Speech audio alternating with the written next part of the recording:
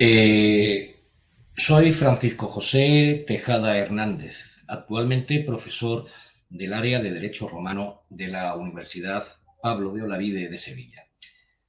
Y según la inveterada costumbre universitaria, agradezco a los profesores Sandra Olivero y a Alfredo Martínez, ambos de la Universidad de Sevilla, que hayan contado con este profesor un año más para la coordinación del simposio de Ciencias Jurídicas de este querido y esperado congreso en su tercera edición del año 2023, sobre importantes y sobre interesantes cuestiones sociales desde un punto de vista transversal. Muchas gracias y saludos desde la Universidad Pablo de Olavide en este 14 de mayo que parece ser ya 14 de julio por los rigores del clima. Repensar las tensiones sociales de nuestra historia occidental con sus consecuencias en la concepción del derecho nos conduce de manera inexorable a los imaginarios del mundo antiguo, a la clasicidad de nuestras raíces de civilización. No es difícil vislumbrar, por tanto, al ahondar en sus fuentes de conocimiento, que la gran paradoja de los precedentes democráticos de Occidente es precisamente la desigualdad entre individuos libres.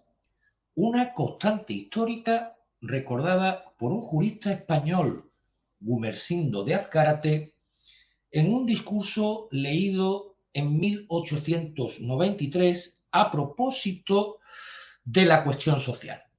Un viejo problema con etiqueta moderna y cuyos orígenes son ubicados por el krausista español en la tradición romana del antiguo régimen. Pero mejor quedará dicho en palabras del comparatista. Decía así: si atendemos a lo que fue el feudalismo en la Edad Media, cuya función social era la guerra, cuyo fundamento era la jerarquía basada en la división del dominio en directo y útil, y cuya característica era la confusión de la propiedad con la soberanía, pero si atendemos a que al lado del mando, de la obediencia, de la disciplina que ese régimen implica, esa misma época recibe como herencia de Roma el sentido del poder absoluto y unitario. En la cualificada opinión del referido parlamentario leonés, catedrático de Derecho Comparado de la Universidad Central de Madrid en el convulso 19 español y precursor de la llamada Ley Azcárate de 1908, de impecable impronta social, en su cualificada opinión, como decía, y leo textualmente, se creyó que la abolición de los privilegios iba a traer como consecuencia ipso facto la igualdad social. Y resultó que parecía como si del seno de la libertad proclamada surgiera una desigualdad análoga a la que antes produjera el privilegio. Consecuencia de todo este movimiento ha sido el predominio de la libertad y del derecho, como en el antiguo régimen predominaron la autoridad y el deber. Antes se decía al hombre lo que está obligado a hacer, luego se le dijo lo que está facultado para hacer. No se nos escapa que la cuestión social del discurso de Azcárate se erige en una construcción historiográfica compleja que se torna en ideología e incluso en historiografía tras su paso por las mentes de los teóricos de la moderna ciencia política. Así las cosas, la perspectiva marxista del problema social hizo fortuna con premisas quizá demasiado simplistas, como recuerda Latorre. Dice Latorre Es claro que el simple reconocimiento de la influencia de factores económicos en las instituciones jurídicas y en su evolución no supone un pensamiento marxista. Que la trascendencia de esos factores haya sido reconocida a consecuencia del marxismo es cierto y notorio, pero admitir que el marxismo ha contribuido a destacar ciertos aspectos de la vida social que antes estaban en la penumbra no es ser marxista. Cuando se entiende que esos aspectos no son más que un factor más o menos importante a combinar con otros de diversa índole. En efecto, el pensamiento político decimonónico, liberalismo doctrinario o materialismo histórico, acometen las tensiones sociales del mundo antiguo en una dimensión ideológica y terminológica equivalente a la extensión histórica de los problemas sociopolíticos de la antigüedad. Mucho se discute actualmente sobre los problemas que para docentes e investigadores plantean las corrientes presentistas de la historia, pero olvidamos que existe una clara manifestación de presentismo histórico cuando las corrientes políticas e historiográficas del XIX, cuando en estas corrientes el plebeyo de la Roma republicana se exhibe con palmaria equivalencia al proletario victoriano. No podemos ni debemos caer en extender sin ninguna otra consideración la problemática de la sociedad, de las revoluciones industriales de la Europa del XIX y el capitalismo industrial del XX a las complejas tensiones sociales de la antigüedad. Como recuerda Alfodi, es solamente de temer que de nuevo amenace aquí el nacimiento de un esquema simplista, según el cual una sociedad haya de ser considerada solamente como campo de batalla de dos clases opuestas entre sí.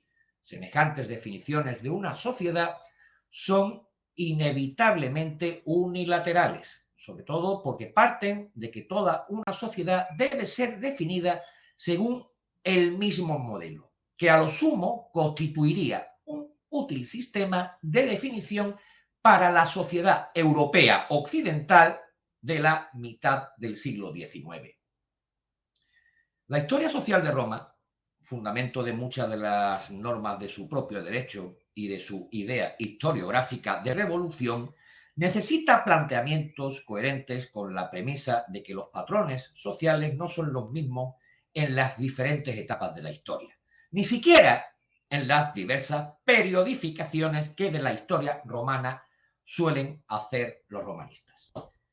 Clarificador continúa siendo Alfodi en los prolegómenos de su historia social romana, cuando dice que el orden social romano no era un sistema estático, sino que estaba, igual que cualquier otra sociedad, sometido a un cambio constante.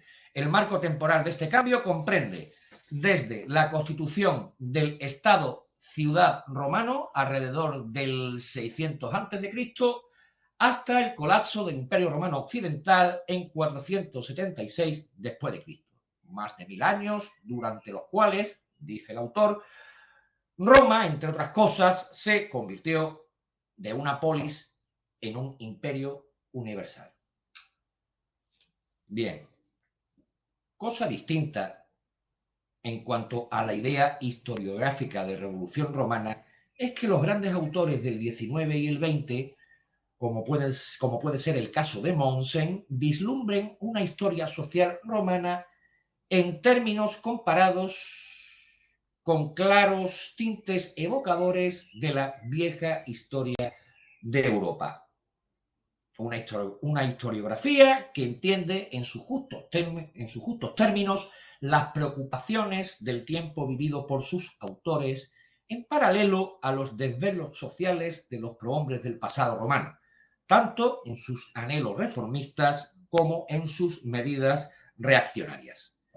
Mención especial merece aquí la obra de Rostosev, quien exhibe un gran planteamiento historiográfico de la cuestión social romana acorde con las grandes convulsiones de su tiempo. Todo con un refinado tratamiento histórico que invita al lector a su comparación con las causas de la Revolución de Octubre y con los prolegómenos revolucionarios de la Rusia zarista. Baste, por ejemplo, una afirmación del autor ruso que evoca, al hablar de las consecuencias de las guerras púnicas, la Primera Guerra Mundial, causa detonante del descontento social que precipita el ascenso de Lenin y la demolición del régimen del zar Nicolás II.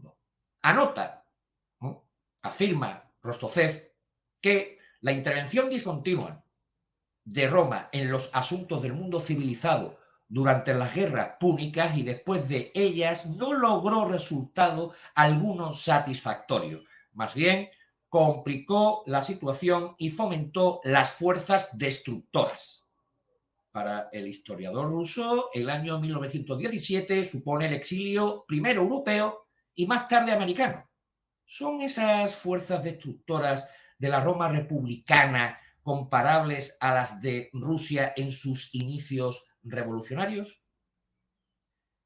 Sainz, por su parte, traza el periplo iniciado tras la Revolución Gracana que de forma inexorable conducirá a Augusto, ensalzado por una oligarquía diversa en su origen social, al poder supremo de la comunidad política. Se ha dicho que su visión permite vislumbrar al mismo tiempo los problemas sociales de la República tardía y los acontecimientos de base social que desencadenan el ascenso de Mussolini en Italia. Solo hay que recordar que 1939, el año de la eclosión del totalitarismo nazi y fascista, es también el año de publicación de su celebérrima The Roman Revolution. Sin embargo, la revolución de la trascendental historia romana de Mommsen o la del sugerente título La Revolución Romana de Sainz fue protagonizada por los prohombres del momento, por nombres propios, no por una pléyade anónima de ciudadanos descontentos, postergados y marginados por el sistema. No obstante, en los últimos años de la caduca república se puso de manifiesto el protagonismo social emergente de los ciudadanos anónimos, los ignorados de los resortes del poder, que habían amasado grandes fortunas en las provincias. Y en esta idea de ascenso social de los postergados del juego político, reservado a la tradicional nobilitas, Ronald Sainz, en su soberbia obra, atiende a la clase oligárquica y dirigente de la República tardía. Y nadie puede hacerse con el poder si no es respaldado por una masa de adeptos. Es cierto que el espectro social latente en cada episodio convulso de la tardorrepública es ignorado por Sainz. Los verdaderos protagonistas de los vertiginosos cambios políticos del momento son prohombres de aproximadamente una veintena de familias. Pero eso no significa, a pesar de las críticas a la obra del neozelandés, que a él se le escaparan los ciudadanos anónimos que contribuyen a los cambios del siglo I a.C., como es el caso de los auténticos depositarios del poder económico, los equites. Tampoco los ancestros de Augusto, nieto de una hermana de César, pertenecieron a la verdadera nobilitas, y en el sentir de Sainz, Augusto desprende un halo de negatividad, una visión histórica, sin duda, presentista del tiempo que correspondió al latinista neozelandés, quien, como sabemos, vive en primera persona el ascenso de los totalitarismos de la Europa de entreguerras de la primera mitad del 20. Pero ya a fines del 19, Mommsen relaciona los turbulentos inicios hacia el régimen de Augusto con lo que él denomina monarquía militar. Así, la asociación de la idea revolucionaria y republicana de los hermanos Graco, Mario o César cala en su obra como el gran preámbulo del Principado. Para Mommsen, un régimen que supone el retorno a la monarquía. No en vano, en el título del cuarto volumen de su soberbia obra histórica sobre Roma, La Revolución, ya sugería con la misma rotundidad que Sainz esa idea revolucionaria que con la irrupción de César en el escenario político de la Antigüitas sienta las bases del régimen de Augusto tras las guerras civiles. Y en una idea revolucionaria, el romanista alemán va a atribuir a César una nueva forma de concebir el poder político sobre la base de la ruptura con los valores republicanos democráticos. Para ir concluyendo, en definitiva, puede ser que las fuentes sobre la cuestión social de la historia romana, aunada a una idea histórica de revolución, inviten a una interpretación simplista o incluso ideológica si no se ahonda en ellas haciendo uso de la reflexión de todos, no solamente de las fuentes, sino de todos quienes han aportado su genio historiográfico en sede de los conflictos protagonizados por individuos libres en una sociedad como es la romana, políticamente ordenada con reglas de derecho público desde los tiempos oscuros. Estas luchas sociales, por otra parte, ni siquiera son protagonizadas por ciudadanos adscritos forzosamente al interés político del orden social al que pertenecen. No podemos, por tanto, pensar en una extensión decimonónica del concepto de lucha de clases al mundo romano, dándose llamativos casos donde tenemos noticias de nombres propios que, sin perjuicio de sus orígenes sociales, reivindican los intereses de los postergados del juego político para asaltar precisamente el poder.